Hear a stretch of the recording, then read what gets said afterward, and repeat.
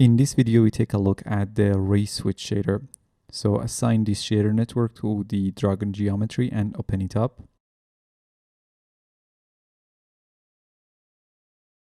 Let's search for ray switch.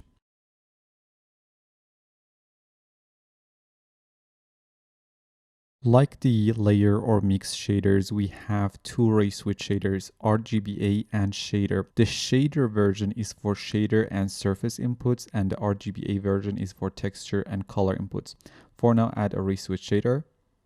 In the work area, I have added a few standard surface shaders already.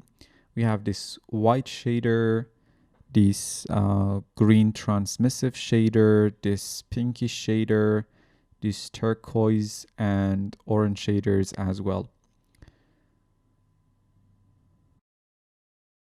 For now, set the ray switch shader as the beauty shader.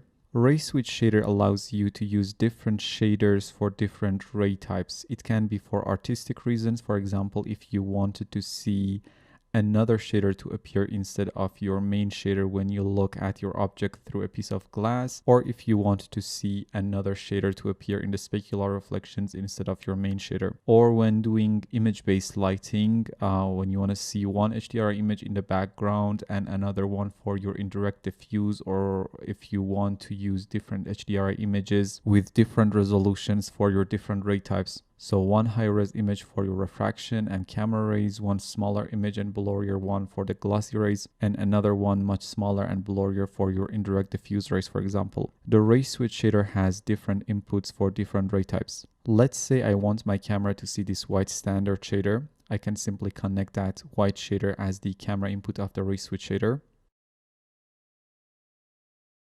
And now let's say we want the specular reflection rays to see this geometry as having an orange standard surface shader. So let's connect the orange shader to the specular reflection input.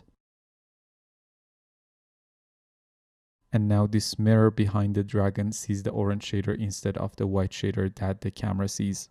And let's say we want to see a green dragon when looking at the dragon itself through a piece of glass. So let's connect this green shader to the specular transmission input.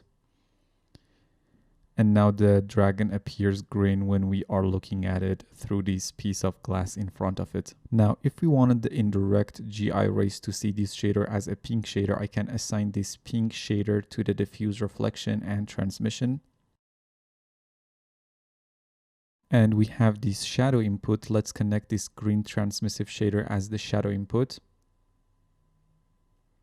And now we get some transparent colored shadows. And volume input, if I'm not mistaken, is the shader that will be used when seen through volume effects like fog or atmosphere.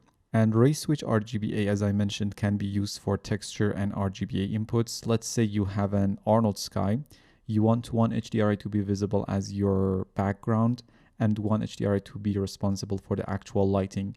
You can set the ray switch RGBA as your beauty shader, connect the HDRI that you want to be visible to the camera input, and connect the other HDRI that you want to be used for lighting to all the other inputs. And this should give you the result you are looking for. In this video, we learned about ray switch shader in Arnold for Cinema 4D. See you in the next video.